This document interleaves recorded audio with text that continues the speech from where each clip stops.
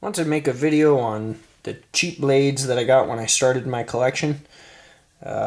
These I'm a little embarrassed to show, but I gotta give them some honor in the collection because they were the first. So this is an Mtech. I don't even know what kind of a model it is. It says 440 steel on it. It's probably 440A. USA design, handcrafted in China. Tons of up and down play in it. Lots of side to side play. It's tip down carry. Nothing really noteworthy about it. I thought it was cool because it looked blue, and it's lightweight, but in terms of quality, this thing fell apart.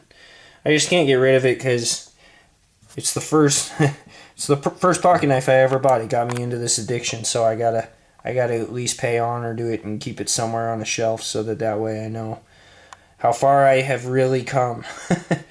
Now, this Smith & Wesson S.W.A.T, however, was the next one that I got. Just knowing the name Smith & Wesson, didn't know anything about knives. Ended up getting this one to hopefully upgrade from the Mtech. And it was, I have to be honest, for 15 bucks when I got this on sale at Big Five, and maybe you can see some blood in there. It's from doves. When I hunt with this knife, I'll chop off wings with it. I've gone through tons of bones for the dove with this. I've done tons of carpet cutting with it. Pretty much anything in the house that needs cutting, instead of using a really good blade and messing up the edge, I've tried to torture this thing.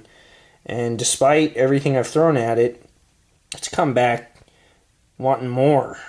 It does have a pretty thin liner lock there, I mean. Lockup is perfect. No up and down play. The thumb stud acts as a stop.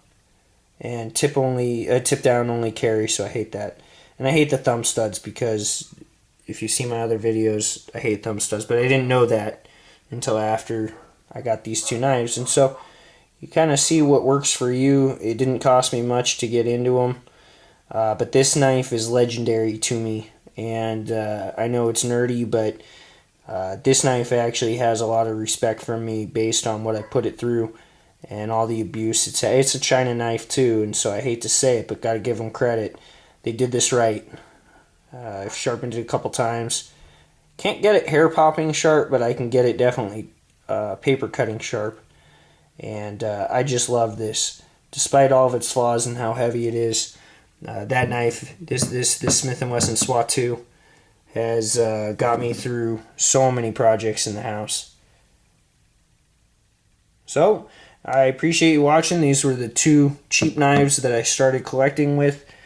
If you're going to leave a comment, maybe say what your first knife was that got you into knife collecting.